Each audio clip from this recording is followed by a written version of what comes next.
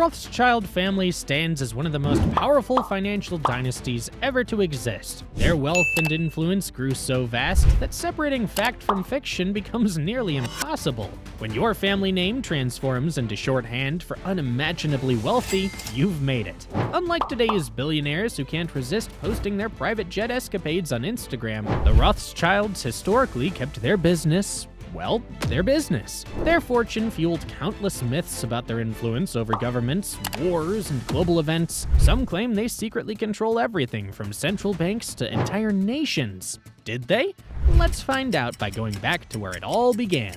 The Rothschild dynasty began with Mayer Amschel Rothschild. Born in 1744 in the Jewish ghetto of Frankfurt, Germany, the Judengasse, or Jews Alley. And when I say ghetto, I don't mean the gentrified kind with artisanal coffee shops. The Frankfurt ghetto was a cramped, walled section where Jewish families lived under strict restrictions. Mayer lost both parents by age 12, which sucks for anyone, let alone someone born into such restrictive circumstances. Jewish people in Frankfurt faced severe limitations. No farming, no joining guilds, no owning property outside the ghetto.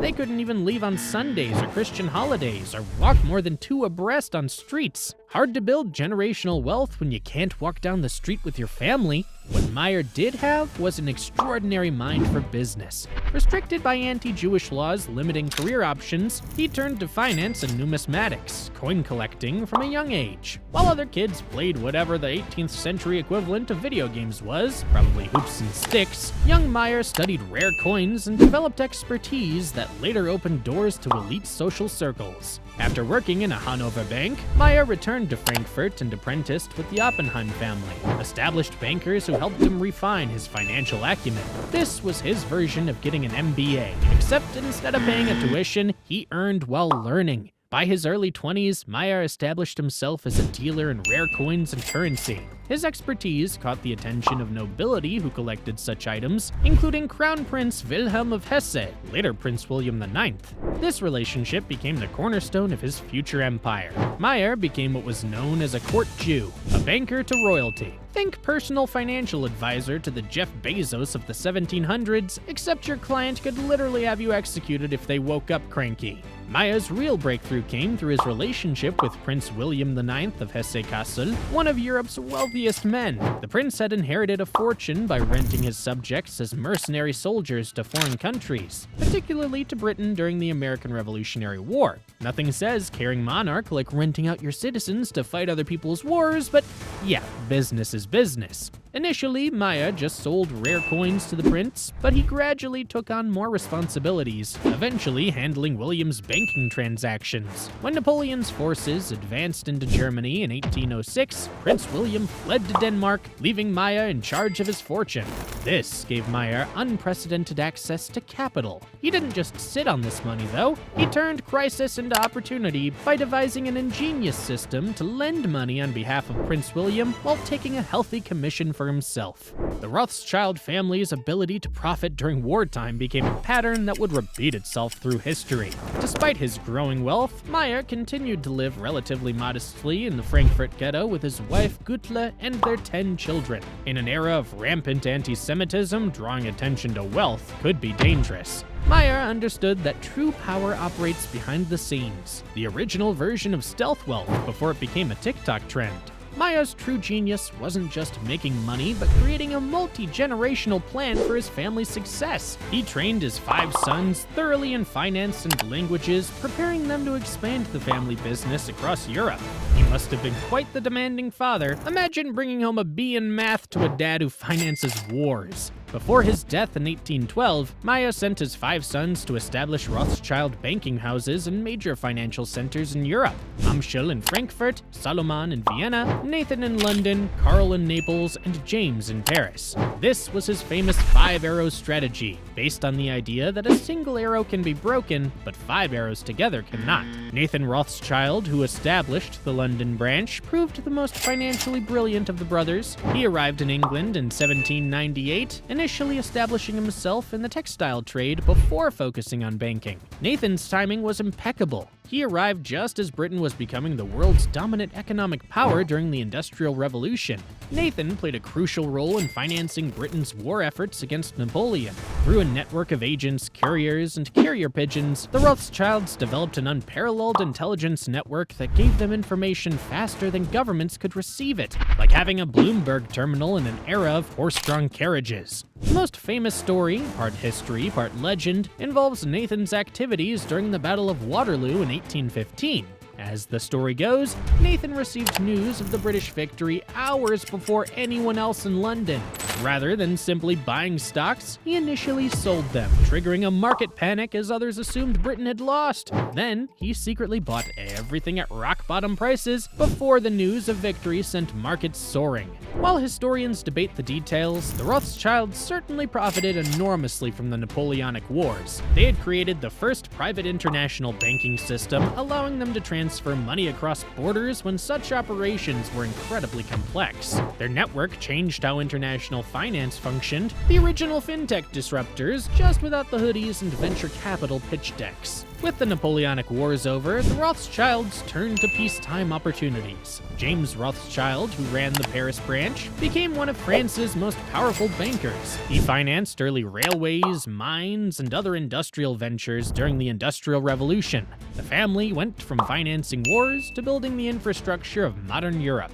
By the 1820s, the Rothschilds had become Europe's dominant banking force. They issued loans to governments, financed major infrastructure projects, and helped stabilize currencies. Their clients included the British government, the Vatican, and various European monarchies. When Austria needed a loan, they called the Rothschilds. When Brazil declared independence and needed financing, they turned to the Rothschilds. The family achieved a level of international influence unprecedented for private individuals. Such success came with unwanted attention. The Rothschilds' unusual position as Jewish bankers with enormous influence over predominantly Christian governments made them targets for conspiracy theories and anti-Semitic attacks. Every economic crisis or political upheaval became, in some circles, a Rothschild plot. This pattern continues even today. Some corners of the internet still blame the family for everything from inflation to climate change, like they're the financial Illuminati with a group chat where they decide gas prices. The truth is both more mundane and more impressive. The Rothschilds succeeded through financial innovation, strategic thinking, cooperation among family members, and an uncanny ability to position themselves advantageously during historical turning points. The family's influence began to wane somewhat in the late 19th century as banking became more institutionalized and governments developed their own financial systems. The rise of publicly traded companies and American financial power also changed the landscape of global finance. Then came the darkest period in the family's history. During World War II, the Nazis targeted Rothschild properties and businesses across Europe. Banking houses in Austria and France were seized, family members fled or were captured, and priceless art collections were stolen. The Vienna branch, unable to escape, faced the horrors of the Holocaust directly. After the war, the family had to rebuild. The French and British branches gradually recovered, though their relative influence had diminished in a world now dominated by massive state systems and corporate banks. Yet, remarkably, they adapted and survived where many other banking dynasties faded into history. Today, the Rothschild Group operates primarily in investment banking, asset management, and private banking. While no longer the titanic force they once were, they remain significant players in global finance. The family name still carries enormous prestige in certain circles, particularly in Europe. Beyond banking, the Rothschilds are perhaps equally known today for their wineries. Chateau Lafite Rothschild is one of the world's most prestigious wineries, producing some of the most expensive and sought-after wines globally. When you've spent generations handling money, you develop a taste for the finer things in life. The family has also become known for philanthropy, art collecting, and conservation efforts. Various Rothschilds foundations support the arts, science, and education. They've gone from financing wars to financing opera houses. Quite the image makeover. Despite their prominence, the true extent of Rothschild wealth remains a mystery. Family assets are held in a complex network of private companies, trusts, and investments spread across multiple countries and branches of the family. Estimates range wildly from 500 billion to 20 trillion euros, a spread so wide it's essentially meaningless, like asking how long is a piece of string and getting the answer somewhere between an inch and the circumference of the Earth. This secrecy, maintained over generations, has only fueled the conspiracy theories surrounding the family, but it also reflects a core Rothschild philosophy. Wealth that can be precisely counted is vulnerable wealth. Their approach to money has always been like an iceberg, with the visible portion just a fraction of what lies beneath. We all know that the Rothschilds have been the subject of numerous conspiracy theories, many with anti-Semitic undertones. They've been accused of everything from starting wars for profit to controlling the weather. The family name has become shorthand for secretive financial power, a symbol as much as a reality. The truth about the Rothschilds is perhaps less sensational, but more fascinating than the myths. They were undoubtedly influential, innovative, and at times ruthless. They helped shape modern banking and international finance. They funded wars, nations, and industrial revolutions, but they were also a family navigating complex times, facing persecution, adapting to changing circumstances, and attempting to preserve what they had built across generations. Whether seen as visionary financiers or ruthless capitalists, the Rothschilds remain a legendary dynasty. Their rise from a Frankfurt ghetto to international prominence represents one of history's most remarkable success stories. Their legacy is written not just in their wealth, but in the very structure of modern finance. But what do you think? Could a family like the Rothschilds rise today, or has big tech and government regulation killed the path to dynastic wealth? And in the meantime, you can check out this other cool video that appears in your screen about the story of Bernard Arnault and his empire.